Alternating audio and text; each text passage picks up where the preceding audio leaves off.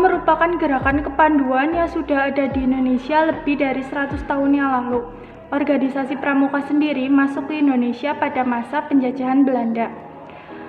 Di Indonesia berdiri berawal dari masuknya cabang milik Belanda yaitu NPO pada 1912 yang kemudian berganti nama menjadi NIVP pada 1916.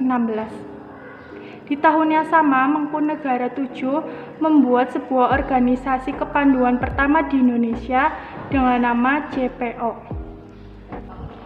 Lahirnya JPO memicu gerakan nasional lainnya untuk membuat organisasi sejenis pada saat itu, diantaranya HM pada 1918, JJP pada 1923, NP, Natipits, LPPS, dan penyatuan organisasi pandu diawali dengan lahirnya pada 1926 sebagai peleburan dua organisasi kepanduan, NPO dan JIPO.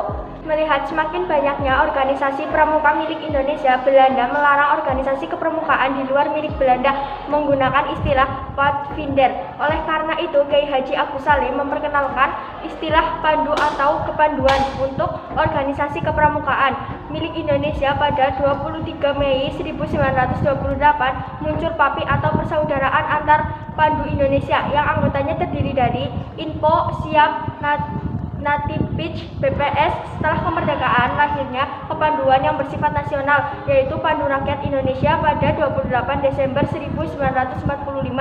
Dalam perjalanan sejarahnya, organisasi kepanduan yang jumlahnya ratusan dibagi menjadi beberapa federasi.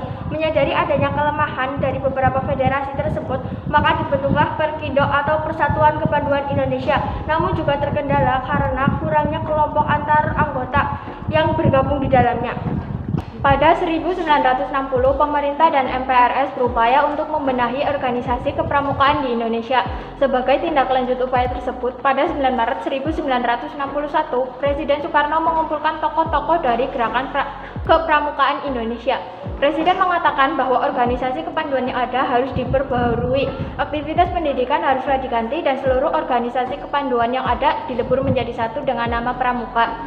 Dalam kesempatan ini juga, Presiden membentuk panitia pembentukan gerakan pramuka yang terdiri dari Sultan Hamengkubuwono XI, Profesor Prijono, Dr. A. Aziz Soleh, serta Ahmadi.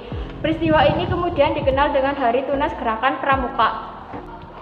Buah hasil kerja panitia tersebut yaitu dikeluarkannya lampiran Keputusan Presiden nomor 238 tahun 1961 pada 20 Mei 1961 tentang Gerakan Pramuka.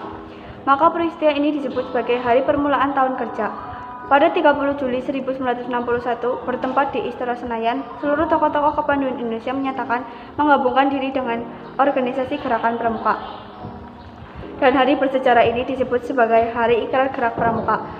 Pada 14 Agustus 1961 dilakukan Mapinas, Majelis Pimpinan Nasional, yang diketuai oleh Presiden Soekarno, Wakil Ketua 1 Sultan Hamengkubuwono XI, dan Wakil Ketua 2 Brigjen TNI Dr. A. Aziz Soleh.